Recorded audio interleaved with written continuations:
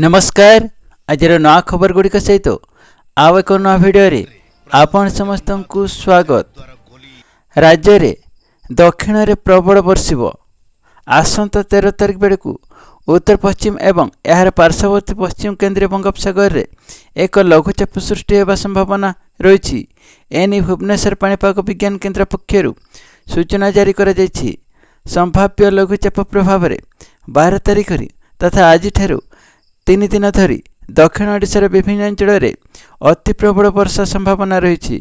उपकूल ओडिशा तथा पश्चिम ओडिशा रे जिलागुड़िक बिजुड़ी घड़घड़ी सह हालुकार मध्यम धरण वर्षा होबार संभावना थिबारु पाणीपाग विभाग पक्षर सतर्क सूचना जारी कर आसंता 24 घंटा मध्य मालकानगिरी कोरापुट रायगड़ा एवं गजपति जिला को प्रबल वर्षा सहित घंटा प्रति 30 ରୁ 40 किलोमीटर बेगर पवन बहवा नहीं सतर्क सूचना जारी कर सेहीपरि सुंदरगढ़ झारसुगुड़ा बरगढ़ संबलपुर देवगढ़ अनुगढ़ ढेंकानाल केन्दुझर मयूरभंज सुवर्णपुर बौद्ध नुआपड़ा बलांगीर कोड़ाहांडी कंधमाल नवरंगपुर बालेश्वर भद्रक जाजपुर केन्द्रापड़ा कटक एवं जगतसिंहपुर जिला को वज्रपात पर येलो वार्निंग जारी करा भुवनेश्वर पाणीपाग विज्ञान केन्द्र निर्देशिका डॉक्टर मनोरमा महांती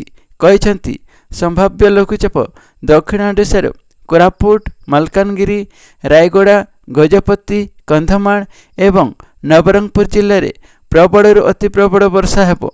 उपकूल आभ्यंतरीण उत्तर एवं पश्चिम रे हालुकार मध्यम धरण वर्षा रहिब। स्थाने स्थाने बिजुड़ी घड़घड़ी सह वर्षा भी हेब। दक्षिण ओडिशा रे घंटा प्रति 40 ରୁ 50 किलोमीटर बेगर पवन बहता बेले स्थल विशेष रे झटका पवन बेग घंटा प्रति 60 किलोमीटर छुईपे।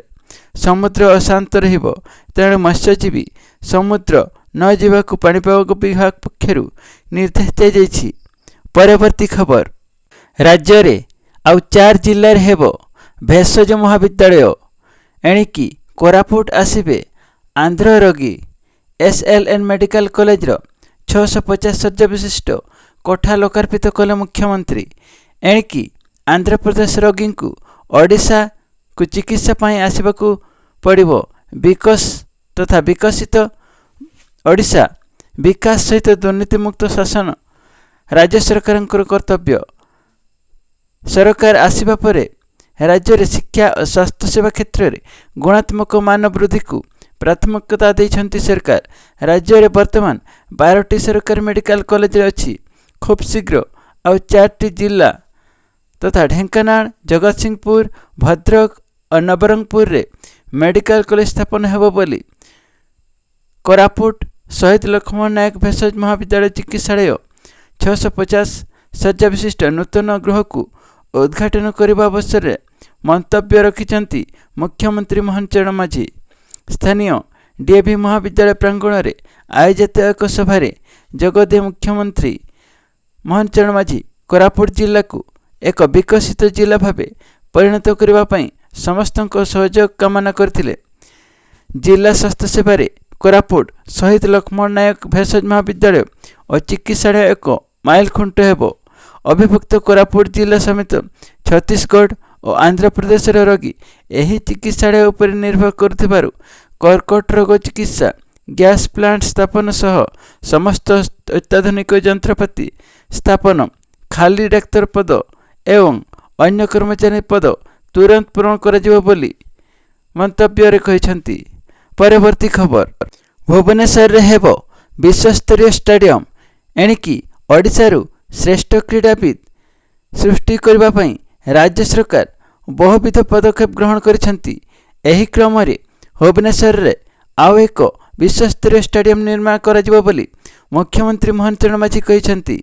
गत रविवार कलिंग स्टेडियम रे आयोजित कॉन्टिनेंटल ब्रोंज एथलेटिक्स प्रतियोगिता रे जगदेई मुख्यमंत्री कहिथिले जे क्रीड़ा भित्तिभूमि रे विकास पाई सरकार उद्यम करिसेंती। आगामी दिन मानकरे ओडिशा रे विश्वस्तरीय प्रतियोगिता आयोजन करा दिगरे कार्य करुछु। तृणमूल स्तर में क्रीडा प्रतिभा विकास पाई सब प्रकार सुविधा सुजोग जोगाई दिया जाई परिबो। समस्त ब्लॉक रे आधुनिक स्टेडियम निर्माण करा जाउछि। एथिपाई 4000 कोटी रु अधिक टंका व्यय करी भित्तिभूमि सुदृढ़ करा जिवो। एथिसह भुवनेश्वर रे 1000 कोटी टंकार स्पोर्ट्स कॉम्प्लेक्स निर्माण करा जाओ बोली मुख्यमंत्री मोहन चरण माझी कहिसंती। खबर गुड़िक भल लगिले लाइक कमेंट सब्सक्राइब करने को भूलते नहीं। धन्यवाद।